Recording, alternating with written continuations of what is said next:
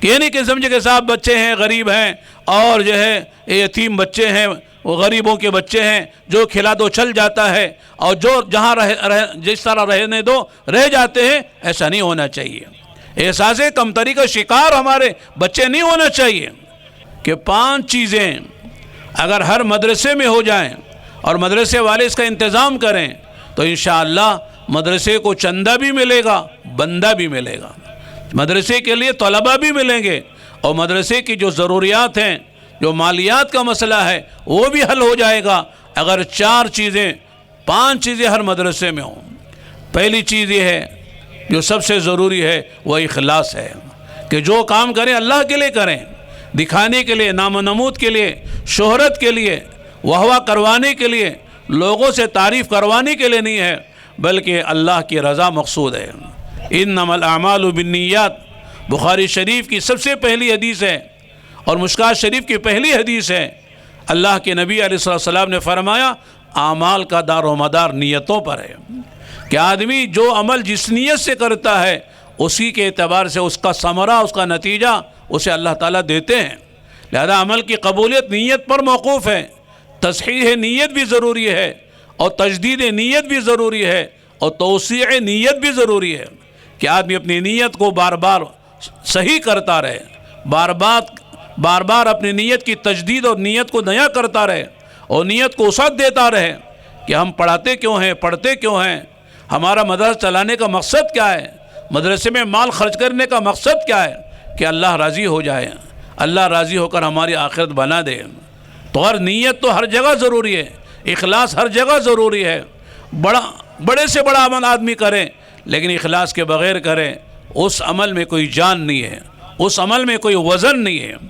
آدمی شہادت کا جام بھی پیتا ہے لیکن اخلاص نہیں ہے، آدمی دکھانے کے لیے کہ میں اتنا بڑا بہادر ہوں، سورما ہوں، اتنا بڑا طاقتور ہوں، اپنی طاقت، اپنی شجاعت، اپنی قوت، اپنی بہادری کو دکھانے کے لیے اگر کوئی آدمی جان بھی دے دیتا ہے اور شہادت کا جام بھی پی لیتا ہے تو اس کے لیے شہادت بھی کام نہیں آئے گی، فرمایا یہ بھی جہنم میں چلا جائے گا نیت کی خرابی کی وجہ سے۔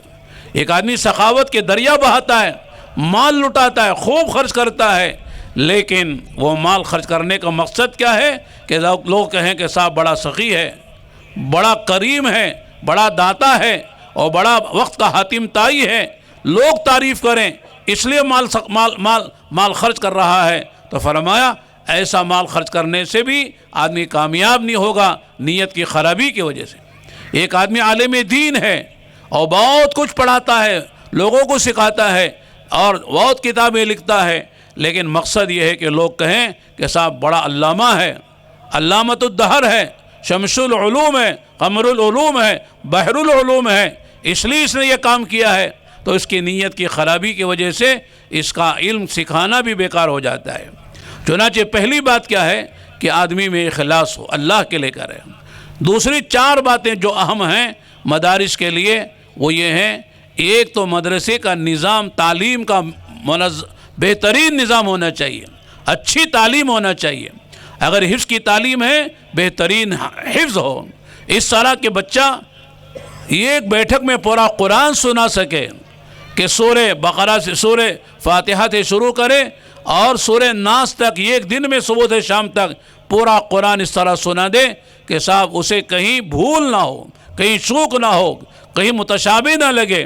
سورہ فاتحہ جیسے یاد ہے اس طرح پورا قرآن یاد ہونا چاہیے اور تجوید کے ساتھ یاد ہونا چاہیے، اس لیے کہ صرف قرآن پڑھنا کافی نہیں ہے بلکہ قرآن صحیح پڑھنا ضروری ہے، اور قرآن صحیح تجوید کے ساتھ ہوتا ہے کہ غنہ کہاں ہوتا ہے، اخفا کہاں ہوتا ہے، اظہار کہاں ہوتا ہے، قلقلہ کہاں ہوتا ہے اور مد کہاں ہوتا ہے، کون سا لفظ کہاں سے نکلتا ہے، حروف حلقی کیا ہیں، را کب پر پڑھی جاتی ہے، لام جلالہ کب پر پڑھا جاتا ہے، یعنی جو تجوید کے قواعد ہیں اس کی رعایت کے ساتھ قرآن پڑھایا جائے کہ بچہ قرآن پڑھ رہا ہو، قرآن صحیح تجوید کے ساتھ پڑھ رہا ہو اور قرآن اچھی طرح اسے یاد ہو۔ فرماتے ہیں کہ یہ اگر حفظ کا ہمارا نظام ہے تو بہترین نظم ہونا چاہیے۔ جیسے ہمارے علاقے میں ماشاءاللہ بعض مدارس ہیں، بنگلور میں مشکات العلوم ہے، ماشاءاللہ حفظ کا بڑا اچھا نظام ہے، وہ ان کے 8-10 شعبے صرف حفظ کے ہیں، وہاں طلباء کو حفظ کا داخلہ نہیں ملتا ہے، پہلے سے بہت کوشش کرنی پڑتی ہے کہ ہمارے بچے کو آپ لے لیں تاکہ آپ حافظ بنا دیں. وہ کہتے ہیں ہمارے 50 بچوں کی یا 25 بچوں کی گنجائش ہے اس سال میں، اور اس کے لیے 50-100 داخلے آ گئے ہیں، لہذا ہم بچوں کو نہیں لے سکتے، ان کو انکار کرنا پڑتا ہے، اتنے بچے آ جاتے ہیں. تو اگر میں کر رہا تھا کہ جو تعلیم ہم اپنے بچوں کو دے رہے ہیں وہ تعلیم ٹھوس ہونا چاہیے. اگر ہم ناظرہ پڑھا رہے ہیں تو ناظرہ اچھا ہونا چاہیے. اگر ہم عربی ادب پڑھا رہے ہیں اور علوم پڑھا رہے ہیں، حدیث پڑھا رہے ہیں، فقہ پڑھا رہے ہیں، تفسیر پڑھا رہے ہیں، تو یہ سارے علوم اچھی طرح پڑھانا چاہیے. اور تمام علاقے کے مدارس میں ہمارا مدرسے کا تعلیمی نظام اعلیٰ اور بالا ہونا چاہیے. صرف یہ نہیں کہ صاحب سال میں 2 مرتبہ امتحان میں بچے کامیاب ہو رہے ہیں اور سال میں 2 مرتبہ بچوں سے امتحان لیا جا سکتا ہے، ایسا نہیں، بلکہ جب چاہے کوئی عالم آ جائے اور کوئی بھی بڑے سے بڑا عالم آ جائے اور ہمارے بچوں کا کوئی بھی کتاب کا امتحان لے لے تو ہمارے بچے ہر وقت تیار ہوں. اس طرح ہمارے بچوں کی تعلیم کا نظم ہونا چاہیے، پہلی بات. دوسری بات یہ ہمارے بچوں کی تربیت بھی اچھی ہونی چاہیے. صرف تعلیم کافی نہیں ہے، آج دنیا میں تعلیم بہت ہے لیکن تربیت کی کمی ہے.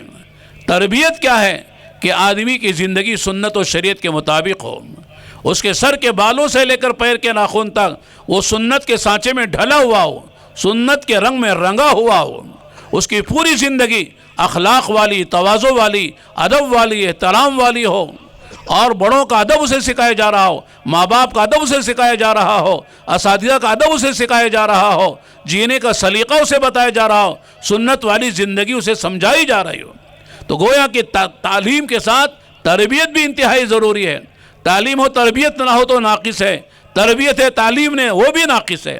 تو تربیت بھی ہمارے مدرسوں میں اعلیٰ درجے کی ہونا چاہیے. کوئی بھی باہر سے مہمان آئے تو ہمارے بچوں کو دیکھ کر سمجھے کہ صاحب واقعی یہ بچے ہیں اور تربیت یافتہ ہیں. ان کا لباس دیکھ کے سمجھ میں آتا ہے، ان کے بال دیکھ کر سمجھ میں آتا ہے، ان کے بولنے اور بولنے کا انداز دیکھ کے سمجھ میں آتا ہے کہ واقعی ان کی تربیت ان کے اساتذہ نے بہت اچھی کی ہے. تو تربیت کا نظام ہمارا اچھے سے اچھا ہونا چاہیے. اور یہ دونوں نظام مدرسے کے اساتذہ اور محتمم صاحب کی ذمہ ہے کہ اساتذہ اس کی فکر کریں گے اور اسی طرح محتمم صاحب اس کی فکر کریں گے کہ ہمارے بچوں کی تعلیم کا معیار بھی اعلیٰ اور بالا ہو، بلند ہو، اور ہمارے بچوں کی تربیت بھی بہت اعلیٰ ہونا چاہیے. کسی کو کوئی انگلی اٹھانے کی گنجائش نہ ہو، کوئی بھی اعتراض کرنے کا موقع نہ ملے، ایسی ہمارے بچوں کی تربیت ہو. یہ دونوں کا تعلق جیسے میں نے عرض کیا اساتذہ اور محتمم صاحب سے ہے. 2 چیزیں اور ہیں جو پچھلے زمانے میں خاص طور سے اس کی ضرورت نہیں تھی. طلب زیادہ تھی اور ماشاءاللہ علماء، محدثین، مفسرین یہ بہت موجود تھے، لہذا طلبہ میں، پڑھنے والوں میں طلب تھی، آخرت کا استحضار تھا، لہذا ان کے لیے یہ 2 چیزوں کی ضرورت نہیں تھی. لیکن آج اس کی انتہائی ضرورت ہے. ایک یہ کہ بچوں کا قیام بھی اچھا ہو. جو بچے ہمارے رہتے ہیں، جہاں جس ہاسٹل میں رہتے ہیں، بورڈنگ میں رہتے ہیں، ان کے قیام کا نظام صاف ستھرا ہونا چاہیے، اچھے سے اچھا ہونا چاہیے. جیسے ہمارے گھروں میں بچوں کو ہم سلاتے ہیں، اچھا بسترا ہو، اچھی جگہ ہو، اچھے کمرے ہو، استنجا کا نظام اچھا ہو، کھانے اور جو ان کے بیٹھنے اٹھنے کا نظام اچھا ہو، درسگاہیں اچھی ہوں، اس طرح ان کا قیام کا فکر کیا جائے. اور دوسری جو بات ہے، بلکہ چوتھی بات کہہ سکتے ہیں، وہ یہ کہ طعام کا نظام بھی اچھا ہو، ہمارے بچوں کو اچھا کھانا کھلایا جائے. ایسا نہیں کہ صاحب بچے ہیں، غریب بچے ہیں اور یتیم بچے ہیں اور ان کا کوئی پرسان حال نہیں ہے، جو چاہے کھلا دو چل جائے گا، ایسی بات نہیں ہے. یہ مہمانان رسول ہیں، یہ وارثین انبیاء بننے والے ہیں. ان کا مقام، ان کی عظمت، ان کی محبت ہمارے دلوں میں ہونا چاہیے. ہمارے گھروں میں ہمارے بچے جو کھانا کھاتے ہیں، اس سے اچھا کھانا اگر نہ دے سکے تو اتنا تو دینا ضروری ہے. اچھا کھانا ان کا ہو، کھانے کا نظام اچھا ہو.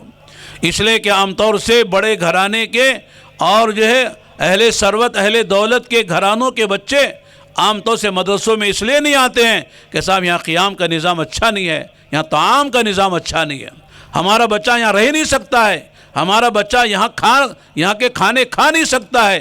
جب کھانا رہنا مشکل ہو گیا تو پڑھنا کہاں سے آئے گا؟ اس لیے فرماتے ہیں کہ ہمارے یہاں ہمارے بچوں کا قیام بھی اچھے سے اچھا ہو.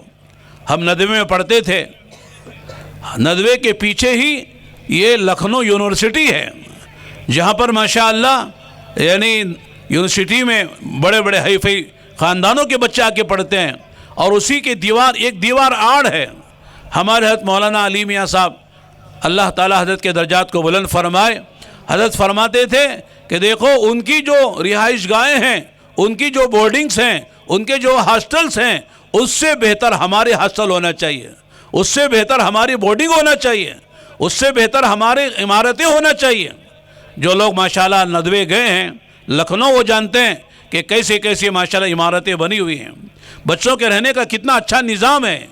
ایک کمرے میں 4 بچے رہتے ہیں اور چاروں چارپائی کے ساتھ رہتے ہیں، اور چاروں کے ماشاءاللہ کھانے کا نظام بھی اچھا ہوتا ہے، ہر کمرے میں کھانا پہنچتا ہے۔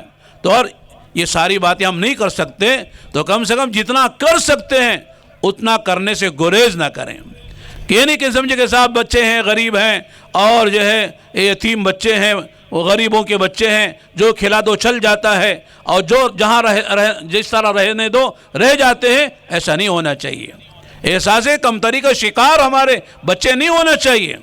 اس لیے ہم ان کی خدمت کریں، ان کے طعام کے اعتبار سے، قیام کے اعتبار سے، اور یہ دونوں کا تعلق ہمارے منتظمہ سے ہے، ہمارے مالداروں سے ہے، ہمارے اہل ثروت سے ہے۔